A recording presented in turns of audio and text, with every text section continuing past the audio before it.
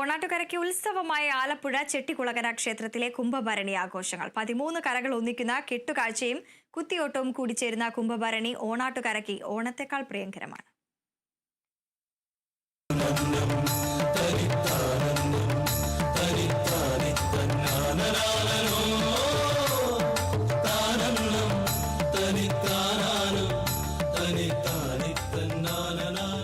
കുത്തിയോട്ടം അതിൻ്റെ ഈ അനുഷ്ഠാനവുമായി ബന്ധപ്പെട്ട ഒരു ഭവനത്തിൽ നടക്കുന്നത് ശിവരാത്രി ദിനം മുതൽ ഭഗവതിയെ കുടിയിരുത്തി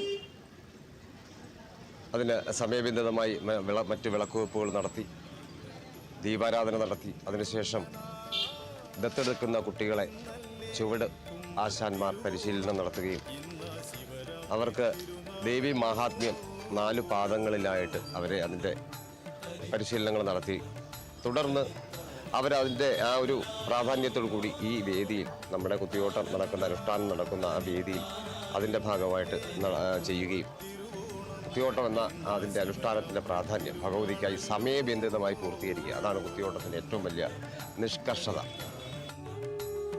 ചെട്ടികുളങ്ങര ഭരണവിശേഷങ്ങളിൽ പ്രധാനമാണ് കുത്തിയോട്ടം വഴിപാട്. കേരളത്തിലെ അപൂർവം ക്ഷേത്രങ്ങളിൽ മാത്രം നടക്കുന്ന ചടങ്ങാണിത്. ഭക്തർ തങ്ങളുടെ ആഗ്രഹ സാഫല്യത്തിന് വേണ്ടി തങ്ങളുടെ വീടുകളിൽ ആചാരനിഷ്ഠയോടുകൂടി നടത്തുന്ന ചടങ്ങ് കൂടിയാണ് കുത്തിയോട്ടം.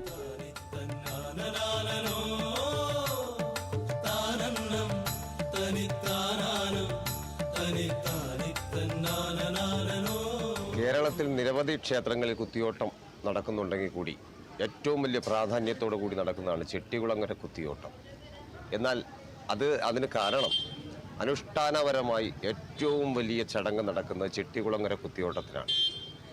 ഇത് ഒരാചാര്യൻ്റെ നിർദ്ദേശാനുസരണം, കുത്തിയോട്ട ആചാര്യൻ്റെ നിർദ്ദേശാനുസരണം ഭക്തൻ്റെ കയ്യിലുള്ള ധനം, അവരവർക്കാവുന്ന തരത്തിലുള്ള ധനം ഉപയോഗിച്ചുകൊണ്ട് നടത്തുന്ന ഒരു ചടങ്ങാണ് കുത്തിയോട്ടം. ഓണാട്ടുകരയിൽ 50ഓളം കുത്തിയോട്ട സംഘങ്ങളുണ്ട്. പാട്ടുകാരും ചുവടുവയ്ക്കുന്നവരും മേളക്കാരുമൊക്കെ ചേരുന്നതാണ് ഓരോ കുത്തിയോട്ട സംഘവും. 5 മുതൽ 7 വയസ്സ് വരെയുള്ള ആൺകുട്ടികളെയാണ് ഇതിനായി തിരഞ്ഞെടുക്കുക. ശിവരാത്രി നാൾ മുതൽ ഭരണി നാൾ വരെ കുത്തിയോട്ടത്തിന് പ്രത്യേകമായി ചിട്ടപ്പെടുത്തിയ പാട്ടുമായി കുട്ടികളെ പരിശീലിപ്പിക്കും. പിന്നീടാണ് ആചാരപരമായ കുത്തിയോട്ടം നടക്കുക. 14 കുത്തിയോട്ട സംഘങ്ങളാണ് ഇത്തവണ ഉള്ളത്.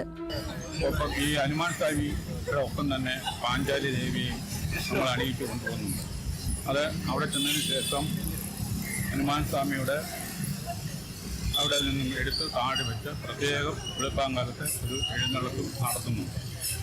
അങ്ങനെയാണ് ഇതിൻ്റെ ചടങ്ങുകൾ പൂർത്തിയാക്കുന്നത്. വെളുപ്പാങ്കാലത്ത് ഈ 13 കെട്ടുകാഴ്ചയുടെ അടുത്ത് കെട്ടുകുളങ്ങര അമ്മമാണ് യാത്ര ചോദിക്കുന്ന ഒരു ചടങ്ങ് നടക്കുന്നു. എഴുന്നള്ളി അനുഗ്രഹിക്കും വരുന്ന ഈ ഭക്തജനങ്ങൾക്ക് മൊത്തം ഒരു അനുഗ്രഹം പൊഴിയുന്ന സംഭവങ്ങളുണ്ട്. അതാണ് ഈ ഇന്നത്തെ കുംഭഭരണയുടെ ചടങ്ങ്. ചെട്ടികുളങ്ങര ദേവീക്ഷേത്രവുമായി ബന്ധപ്പെട്ട 13 കരകൾ, അവിടെ നിന്നെത്തുന്ന കാഴ്ചയുടെ കെട്ടുകാഴ്ചകൾ, കുത്തിയോട്ട ഘോഷയാത്രകൾ, ഭഗവതിയുടെ ജീവതയിലെ എഴുന്നള്ളത്ത് ഉൾപ്പെടെയുള്ള സംഗമപൂരമാണ് കുംഭഭരണി. Kerala vision news, Alappuzha.